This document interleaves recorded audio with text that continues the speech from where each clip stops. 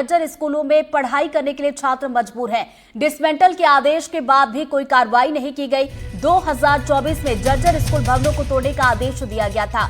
अभी तक स्कूलों से एक ईंट भी नहीं हटाई गई है और कई स्कूलों में छत ढहने की कगार पर है।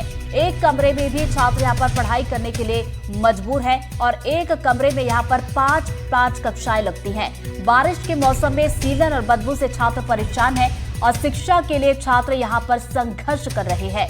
मिड डे मील की बात की जाए, शौचालय की बात की जाए तो इनकी हालत भी खराब हो चुकी है। सिर्फ इमारत ही नहीं बल्कि जो मूलभूत सुविधाएं हैं वो भी यहाँ पर गायब हैं। तो ये तस्वीरें आपको दिखाते हैं, 4 तस्वीरें आपकी टीवी स्क्रीन पर है और पहली तस्वीर आप देखिए किस तरीके से स्कूल की हालत यहाँ पर जर्जर बनी हुई है। अब आइए आपको स्कूलों के जर्जर भवन और वहां की स्थिति पर ये 4 तस्वीरें आप देख रहे हैं। पहली तस्वीर आप जरा देखिए, स्कूल के जर्जर भवन की तस्वीर है। दूसरी तस्वीर में मिड डे मील के नाम पर खिलवाड़ किया जा रहा है, जहां बच्चों को मेन्यू से अलग खाना दिया जा रहा है और पानी वाली दाल रोटी से ही काम चलाया जा रहा है। वही तीसरी तस्वीर पर जरा गौर कीजिए। ये तीसरी तस्वीर ऐसी है जिसमें एक कमरे में 5 क्लास के बच्चों की पढ़ाई करवाई जा रही है, जिससे अंदाजा आप लगा सकते हैं कि किस तरीके से बच्चों और शिक्षकों को यहां पर परेशानियों का सामना करना पड़ता होगा। आप जरा चौथी तस्वीर पर भी नजर डाल लीजिए। चौथी तस्वीर आप देखिए कि बारिश के दौरान स्कूलों में किस तरह की समस्याएं आती हैं, जहां बरसात के मौसम में भी छात्र बाहर पढ़ाई करने के लिए मजबूर हैं। तो ये अलग अलग तस्वीरें आप जरा देखिए कि शिक्षा के नाम पर किस तरह से मजाक यहां पर किया जा रहा है। सबसे बुनियादी जो जरूरत होती है कि जो भवन हो वो अच्छा हो, लेकिन आप देखिए किस तरीके से यहाँ पर जर्जर स्कूल आपको दिखाई दे रहा होगा। और उसके बाद आप देखिए कि एक ही कमरे में 5 क्लास यहाँ पर चलाई जा रही है। अब ज्यादा जानकारी लेंगे, हमारे से आकाश हमारे साथ जुड़ गए, सीधा हम रुक करेंगे। आकाश, ये जो 4 तस्वीरें हम टीवी स्क्रीन पर देख रहे हैं, ये साफ तौर पर बयां कर रही है कि शिक्षा के नाम पर किस तरीके से यहाँ पर मजाक किया जा रहा है। बड़ी बात यह है कि आदेश दिया गया था डिसमेंटल का, उसके बावजूद कोई कार्रवाई अभी तक नहीं की गई है। बिल्कुल, देखिए रतलाम की जो तस्वीर हम देख रहे हैं, हमारे दर्शक देख रहे हैं, सिर्फ बानगी भर है। मध्य प्रदेश के 1000 ऐसे स्कूल जर्जर अवस्था में हैं या उनके पास कोई भवन नहीं है। ये सिर्फ एक आंकड़ा नहीं है। 3000 से अधिक स्कूलों में क्लासरूम के जो काम है वो अधूरे पड़े हैं। जो हम एक तस्वीर देख रहे हैं कि एक ही कक्षा में 5 कक्षाएं चल रही हैं, तो आप सोचिए कहीं कखा गगा की आवाज आ रही है तो कहीं ABCD की आवाज आ रही है और तीसरी तरफ से संस्कृति में कुछ और पढ़ाया जा रहा है। तो ऐसे में बच्चे कैसे पढ़ेंगे, ये एक बहुत बड़ा सवाल है। सिर्फ क्लासरूम और भवनों की ही बात नहीं है, बात यह भी है कि करीब 2000 स्कूलों में लड़कियों के लिए, बच्चियों के लिए टॉयलेट की व्यवस्था तक नहीं है। 12000 स्कूल ऐसे हैं जो एक शिक्षक के भरोसे चल रहे हैं। 9500 स्कूलों में आज भी बिजली का इंतजार है, यानी कि यहां बिजली नहीं पहुंची है। यह मध्य प्रदेश की स्कूली व्यवस्था की हकीकत है और ये आंकड़े हमारे आपके नहीं हैं, ये आंकड़े केंद्र के यूडाइस रिपोर्ट के हैं जो इस वक्त हम जिक्र कर रहे हैं। रतलाम समेत प्रदेश के अलग अलग जिलों में स्कूलों की जर्जर स्थिति उस वक्त उजागर होने लगती है जब प्रदेश में बारिश जैसे मौसम बनते हैं और इसी वक्त सबसे ज्यादा स्कूलों की बदहाल तस्वीरें देखने को मिलती है। मैं भोपाल का एक उदाहरण देता हूं। भोपाल में एक PMC स्कूल है, वहां पर एक दिन प्लास्टर गिर गया। इसके अलावा अगर हम बात करें तो एक CM राज स्कूल है जिसे अब सरकार ने नाम बदलकर सांदीपनी स्कूल कर दिया है। वहां भी एक टीन शीट में 5 कक्षाएं एक साथ चल रही हैं, यानी कि वहां पढ़ाना भी अपने आप में एक बड़ी चुनौती है और बारिश हुआ तो क्लासरूम में पानी भर जाता है। तो रतलाम में हालांकि नोटिस पहले दिया गया कि इसे डिसमेंटल कर दिया जाए, लेकिन इन नोटिसों के बाद भी अगर स्कूल नहीं तोड़ा जा रहा है तो अगर किसी तरीके का हादसा होता है तो उसकी जिम्मेदारी कौन लेगा। झालवाड़ा में अभी जो हादसा हुआ है वो बहुत बड़ा उदाहरण है कि मध्य प्रदेश में भी हमें सतर्क हो जाना चाहिए। ऐसे स्कूल जो जर्जर अवस्था में हैं, जहां छतों से पानी टपकता है या जहां पर किसी भी तरीके का हादसा होने की संभावना है, कम से कम वहां स्कूल को शिफ्ट किया जाए। बार बार आदेश जारी होते हैं, डिसमेंटल करने के निर्देश दिए जाते हैं, लेकिन स्थिति जस की तस बनी हुई है। और बजट की बात करें तो 80% बजट बीते कुछ सालों में मध्य प्रदेश में शिक्षा पर बढ़ा है, लेकिन आलम यह है कि स्कूल शिक्षा विभाग पूरा पैसा तक नहीं खर्च कर पा रहा है। पिछली बार का जो बजट था उसमें से भी कुछ पैसे बचे हुए हैं। अब जो नया बजट अलॉट होगा वो अब पुराने कामों में पहले उसे पूरा करने में खर्च किया जाएगा। तो आप अंदाजा लगाइए, सरकार पैसा दे रही है, अगर पैसा दे रही है तो काम क्यों नहीं हो रहे हैं। हैं, जो स्कूल के क्लासरूम दुरुस्त होने चाहिए तो अब तक अधूरे क्यों हैं, लड़कियों के लिए लड़कों के लिए टॉयलेट की व्यवस्था क्यों नहीं है, स्कूल जर्जर क्यों पड़े, तमाम बड़े सवाल हैं, लेकिन इनका जवाब देने वाला कोई नहीं है। जी बिल्कुल, सवाल कई है, इस पर और जवाब हम तलाशने की कोशिश करेंगे। आकाश, आप बने रहिए हमारे साथ। अब आपको दिखाते हैं शासकीय प्राथमिक विद्यालय टापरा से एक रिपोर्ट, जहां पर मिड डे मील में कैसे नियमों की अनदेखी की जा रही है, जरा देखिए। देखिए, ये वह विद्यालय है शासकीय प्राथमिक विद्यालय टापरा का, और ये बच्चे हैं जो खाना खा रहे हैं। कई बच्चों ने खाना खा लिया है। अगर मेन्यू के हिसाब से मैं बात करूंगा तो आप यहाँ पर देख सकते हैं कि जो मेन्यू है, आज सोमवार है और इनको खाने में मिलना था रोटी, तुअर की दाल, चने या फिर टमाटर की सब्जी, लेकिन इनको जो सब्जी दी गई है वह भी खाने लायक बिल्कुल नहीं है। तमाम बच्चे हैं यहाँ पर जिन्होंने किस तरीके के खाने को खाया है। कईयों को हमने देखा है कि उन्होंने जो है वह खाना फेंक भी दिया, वो पूरा खा भी नहीं पा रहे थे। बेटा, क्या नाम है आपका? हिरन। ये खाना कैसा है? अच्छा नहीं है? हाँ? रोज ऐसे ही खाना मिलता है? हाँ। तो आप लोग बोलते नहीं हो, किसी को शिकायत नहीं करते? नहीं। हाँ, बस यही खाना खा लेते हो? हाँ। इसमें तो बिल्कुल पानी ही था। ऐसे ही पानी वाला सब्जी मिलता है? हाँ। हाँ। सभी को रोज यही आता है या कुछ और भी चेंज होता है?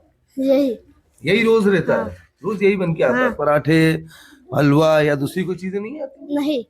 बस यही खिलाते हैं? हाँ।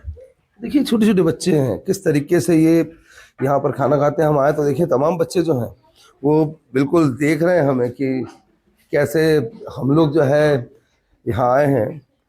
तो ये देखें आप, ये एक वो है, यहाँ क्लासरूम भी आप देखेंगे, और यहीं पे जो है कई बच्चे जो हैं वो यहाँ पर खाना खा रहे थे। ये उनकी प्लेट्स भी यहाँ आप देख सकते हैं, तमाम चीज़ें हैं। अब अगर मैं सुरक्षा की बात करूँ तो ये छत देखिए, ऊपर से जिस छत पे नीचे ये है लोग पढ़ रहे हैं, सरिये जो हैं आपको दिख जाएंगे। कभी भी यहाँ पर भी घटनाक्रम हो सकता।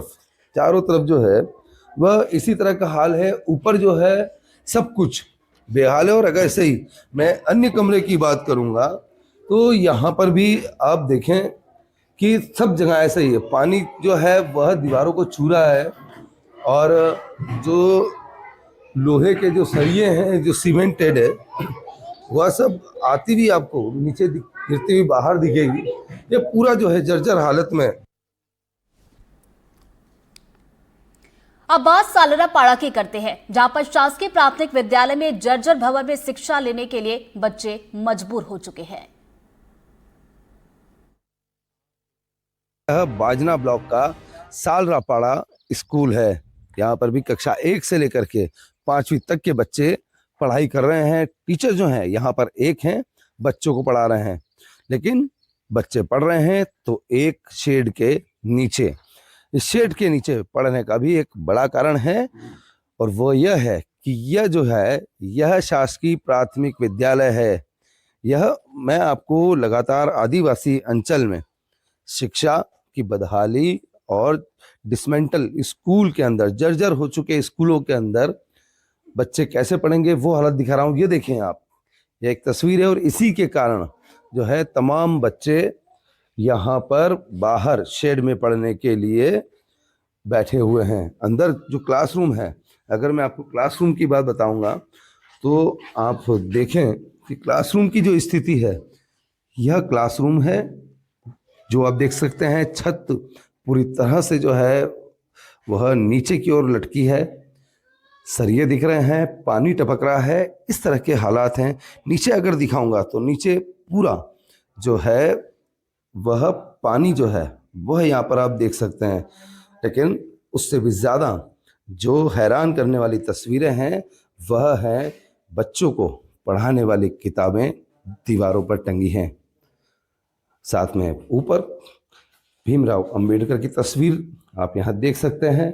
इधर देखेंगे तो गांधी जी हैं और इधर भगत सिंह। लेकिन इन सब तस्वीरों के नीचे जो है वह बच्चों को पढ़ाने वाली किताबें ऐसी ही लटकी हुई हैं। आप अंदाज़ा लगा लें कि किस तरीके से पढ़ाई जो है यहाँ पर हो रही होगी। और यही खाल जो है वह अन्य कमरे का भी है। इस कमरे को भी आप देखें, इसकी भी हालत ऐसी ही है। और यह जो है तमाम ऐसे स्कूल हैं आदिवासी अंचल में जिनकी यही जो है वह हालत है, और बच्चे इनके नीचे पढ़ने को मजबूर हैं। हमारे साथ यहाँ पे शिक्षक भी हैं। बच्चों को, आपको क्या लगता है कि बच्चों की सुरक्षा को लेकर के कितना रिस्क है? बिल्कुल सर, रिस्क है। मैं भी ये इस बात से सहमत हूँ कि इस रिस्क में मैं भी कदम नहीं उठा सकता हूँ कि बच्चों को अंदर बिठा के पढ़ाया जाए। इसलिए हमारे प्रभारी सर ने ये टीन सेट बनवाया है, उनकी सहायता से ये कैसे भी बनाया है, लेकिन उन्होंने बच्चों की मेहनत के लिए, और हम नियमित आते हैं, रोजाना बच्चों को यहीं बैठा के पढ़ाते हैं। बारिश ज्यादा होती है तो हम छुट्टी करते हैं। और चलिए सर, आकाश का रुख कर लेते हैं। आकाश हमारे साथ लगातार बने हुए। आकाश, देखिए तस्वीरों को देखकर साफ साफ समझ में आ रहा है कि दावे कुछ और है, हकीकत कुछ है। और जैसा कि आप जिक्र कर रहे थे, शिक्षा को लेकर अगर बजट बढ़ाया गया है तो काम कहाँ हुआ है? अगर काम हुआ होता तो शायद ये जो 4 तस्वीरें टीवी स्क्रीन पर हम देख रहे हैं वो दिखाई नहीं देती, जहां पर एक तस्वीर पानी वाली दाल रोटी दिखाई देती है। एक तस्वीर में देख पा रही हूँ कि एक कमरे में 5 कक्षाएं चल रही हैं और बारिश की वजह से शिक्षक बाहर बच्चों को पढ़ा रहे क्योंकि वो खुद भी सुरक्षित महसूस नहीं कर रहे हैं। बड़ी विडंबना तो यही है, शिक्षा का बजट बढ़ता है, जमीन पर जो हकीकत दिखाई देनी चाहिए वो दिखाई नहीं देती है। और बड़ी बात यह है कि उस बजट में से पूरा पैसा तक विभाग खर्च नहीं कर पाता है। जब हम खबरें दिखाते हैं, जब हम रिपोर्ट दिखाते हैं, एक उदाहरण देता हूं आपको, आगर मालवा की हमने खबर दिखाई, हमने रिपोर्ट दिखाई कैसे एक ही शिक्षक के भरोसे सारे काम लाद दिए गए हैं। अब विभाग वहां पर व्यवस्थाएं दुरुस्त करने की बजाय प्राचार्य को ही नोटिस थमा दे रहा है, उनको कारण बताओ नोटिस दे दिया जा रहा है, बकायदा एनडीटीवी का नाम लिखकर कि आपने मीडिया में यह बयान क्यों दिया। भाई, शिक्षक का काम पढ़ाना है, इंफ्रास्ट्रक्चर खड़ा करना शिक्षक का काम नहीं है। शिक्षक पढ़ा सकता है, बुनियादी सुविधाओं को वो तैयार नहीं कर सकता है। हालांकि बहुत सारी जगहों पर शिक्षकों ने खुद अपनी जेब से, अपने पैसे से कुछ व्यवस्थाएं दुरुस्त करने की कोशिश की हैं, लेकिन वो काफी नहीं हो सकती हैं। और लगातार ऐसी तस्वीरें हम जनता के सामने ला रहे हैं, जहां जहां प्रदेश में जर्जर स्कूल हैं, जहां स्कूलों की खस्ता हाल है, या हम मिड डे मील की बात करें जो पोषण के लिए दिया जाता है, उसकी अगर हम हकीकत देखते हैं तो वहां पर भी पानी वाली दाल ही देखने को मिलती है। तो ऐसे में विभाग को ऐसे शिक्षकों को नोटिस देने की बजाय जहां जहां की कमियां दिखाई दे रही हैं, कम से कम उन्हें तो दुरुस्त कर ही देना चाहिए। माननीय मंत्री जी कम से कम इन बातों पर संज्ञान लेकर जांच के आदेश दे दें, वहां व्यवस्थाएं दुरुस्त करने के लिए कह दें।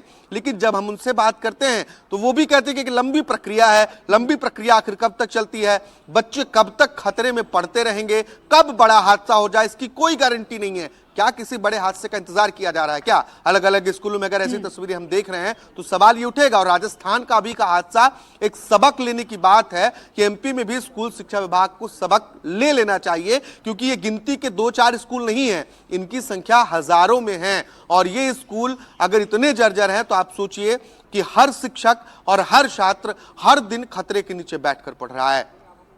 बिल्कुल, तो खतरा साफ तौर पर इन तस्वीरों में दिखाई दे भी रहा है आकाश। और बिल्कुल हम उम्मीद करते हैं कि एनडीटीवी ने जो इस खबर को जो उठाया, ये जो तस्वीरें पहुंचाई, उसके बाद जो माननीय है, जो जिम्मेदार है, जिन पर ये जिम्मेदारी है, वो जरूर इस पर संज्ञान ले और इसमें कार्रवाई के आदेश दे, कुछ एक्शन ले। बहुत बहुत शुक्रिया आकाश हमारे साथ जुड़ने के लिए और तमाम जानकारी के लिए।